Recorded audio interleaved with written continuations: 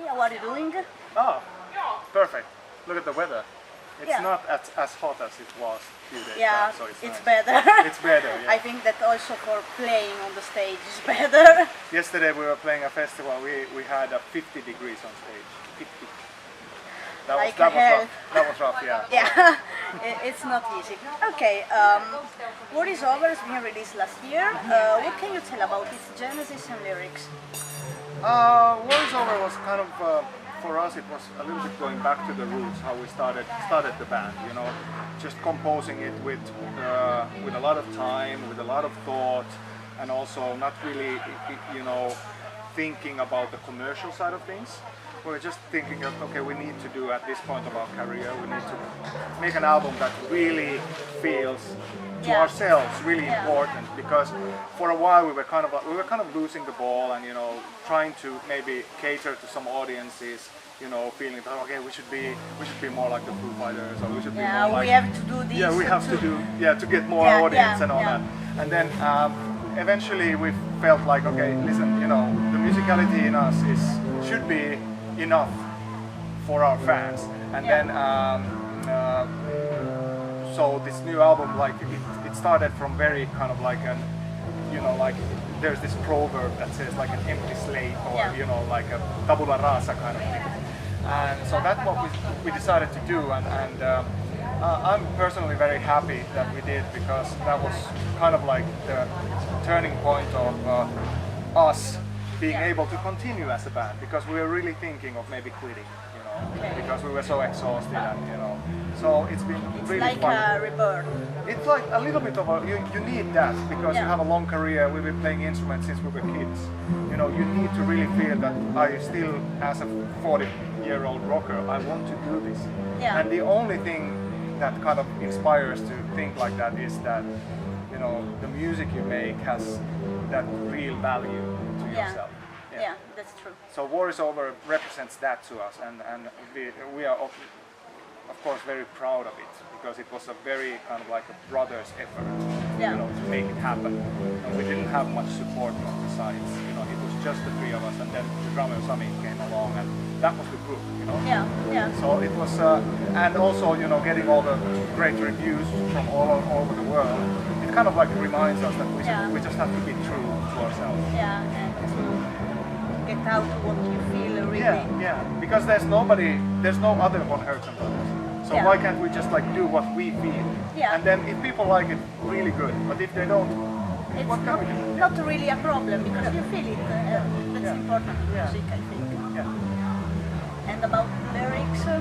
The lyrics, well, when we had that title song, I started to feel that, okay, you know, obviously some phenomenon that is happening in the world now is kind of like seeping into the lyrics, you know, because we are living in a time that it's very demanding for human beings. Try to stay positive. Try to stay with an empathetic and understanding heart. Because everything we read in the newspaper is just like threats and pain and you know, it's so pessimistic. It's very pessimistic, and it's also kind of like trying to make us feel hostile towards each other. And so we wanted to. I've been very concerned about, you know, Europe and the situation, you know, in the poor countries, and you know, somehow that just kind of. I'm not a politic person as person, you know, usually in my lyrics, but this time I couldn't really avoid that, because it's all everywhere. And you needed to put out. It had to be on your music. We had to say our thing to the audience. Like, guys, listen, you know, this is what is happening in the world, and if we are not able to face each other and communicate in a loving way, we are going to fucking destroy ourselves, you know. And then that's not what we want, you know. We don't want to head to that direction. So that thing, and then of course, you know, there are different aspects of the spiritual journey of a person and that, but that's kind of like a new element that we brought into the lyrics because of War is Over, and that's a very like strong statement. You know, the war is in our heads. Nobody else is fighting wars except human beings. We are here and we are all the time fighting. So what the fuck is this? You know. That's true. It's ridiculous. We are all one, you know, we're all human beings. You are my sister. Yeah. And I mean it. You're my sister. You know, why We are would all I hurt my together sister? in this world, Exactly. and we are all the same. Yeah, And exactly. we have to be kind to each Yeah, other. right. We have to treat the other as we want to treat that other treat us. Exactly. Imagine This is ourselves, the- if we would have some kind of like unforeseen calamity here in Finland and we would have to flee somewhere to be able to live, how would we feel if people in that country, or they wouldn't like, you know, greet us with loving eyes Yeah. and with the loving care, you know? So you never know what life brings, and I think that to closing our hearts is definitely not the answer to have Yeah. a fruitful, nice life. That's true.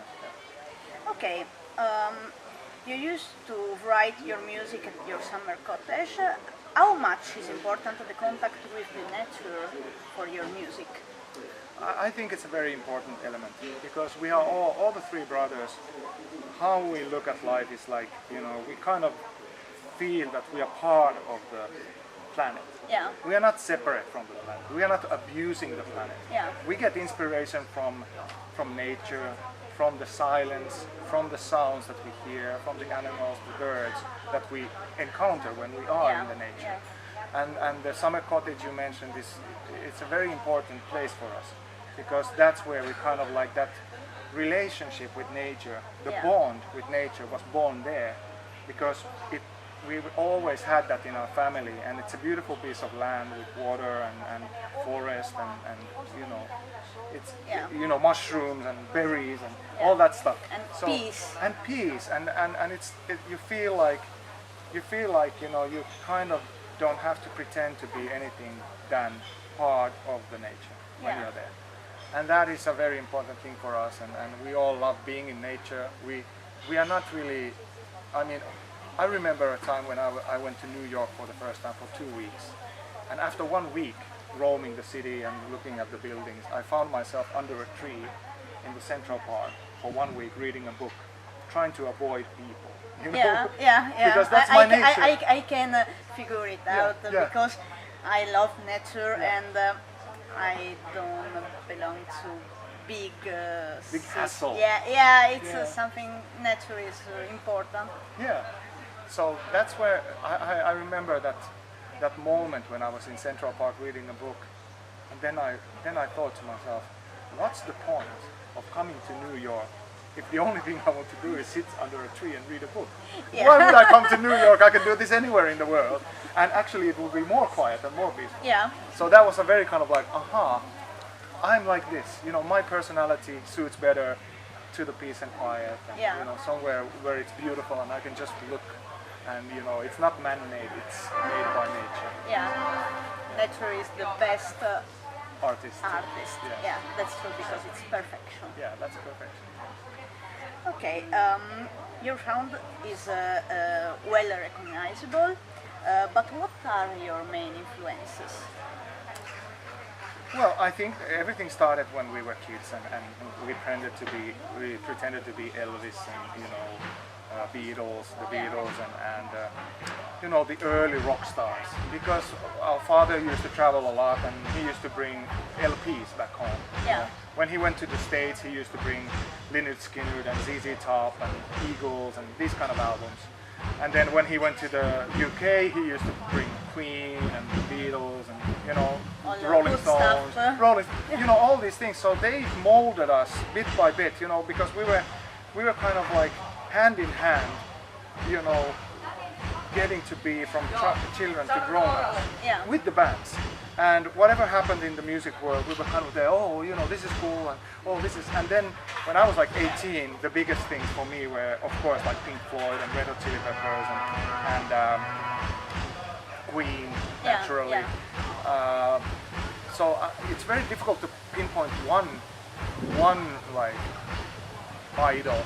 But for me, maybe I always think that you know the best drummer in the world is Bonzo Bonham from Led Zeppelin, because I used to be a drummer. The best singer is Freddie Mercury, and the best guitar player is maybe Jeff Beck or you know somebody like that, or Richie Blackmore. And then you know you kind of like combine those things, and even and when you're creating art to the band, you're not really thinking about who are your idols. You're just like, you have the bank, you have like lots of stuff on the bank account from those years, and then it everything that come out. It just comes out like a mix. Yeah, it just comes out like a mix, and some parts of the songs might remind of a Queen, and then there might be a riff that is Soundgarden, and so it's a mixture of that, and then of course our own voice is there in the mix.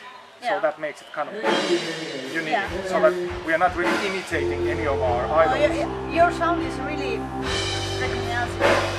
Yeah, it's kind of original, even though it's not. It's not original, but in The today's sound, world. if I listen, if on the radio there is a song of you, immediately, hey, it's Von Hertzen Brothers now.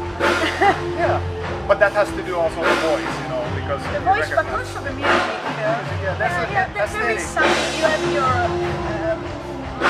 trademark.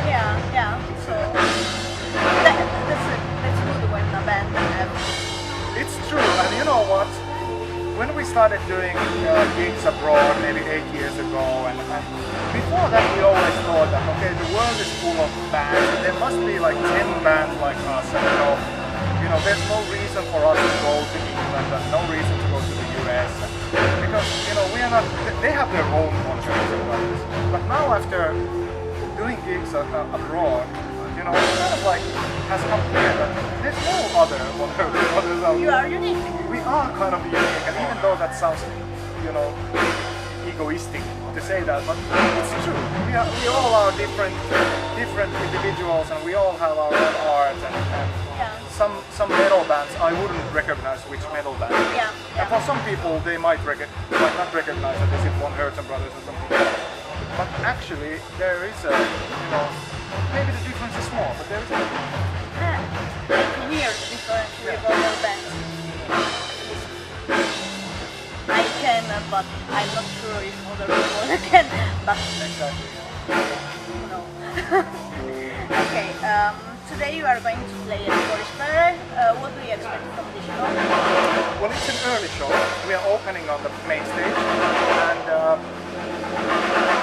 usually, I think this is usually people are coming early, so it should be a good crowd. And we also chose the songs to be kind of fit the slot. Because when you're playing to people who want to party, when it's like 9 or 10 o'clock in the night, you choose different songs. And then when you're playing like a matinee during the day, you kind of like, you can go more deep into the songs and just enjoy the vibe. Because people are still like, it's not, kind of like, they have fresh ears. That party time. Exactly, and they have fresh ears. And they are listening clearly what you are doing. They just don't want to go, And there is no high hoisting. Because Exactly. around 9 o'clock a lot of people are drunk, so it's a bit... Yeah, it's different. It's different. Then you choose the songs that are, pumping people up to move. But now you can kind of like step back and just enjoy the playing. People, usually what I feel is that if you're playing before 6 o'clock in the evening or 5 o'clock, you can really deliver your kind of like the more artistic side of your band better. So we decided to play a few songs like that kind of like, are not usually in our festival set, because usually we're playing later. The summer tour is almost over. What's the plan for the future? Well, we have a lot of gigs lined up. Some of them just announced. We are going back to the UK in December, and before that we are playing a few anniversary gigs here in Finland in October. 10th anniversary of Love Remains the Same, our third album. And then we have a small break. We are still looking if we can find some European dates to that slot, mid-October to end of November. But then we are going to be busy also next year. I can't really say yet what it is, but so we have to wait. You have to wait. But it's going to be really cool what we're going to do, and it's going to be different.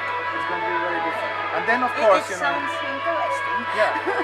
And then of course we are, now after the summer season, we are slowly starting to think also of the next album. And I think that the the time that we have in between the touring, we're starting to compose again. We have some ideas already, but you know, like with War is Over, we have to be very confident that this is exactly what we want to do now. Yeah. And that usually takes a little bit of time. This summer we have kind of been just doing the festivals, and you know, we've been working so hard for so many years. Like last year, this time we were in the studio mixing. Yeah. And doing the final touches to War is Over, and we didn't really have a summer break. And now with this kind of weather, it's so hot here in Finland, you just feel like you know, swimming and you know, relaxing.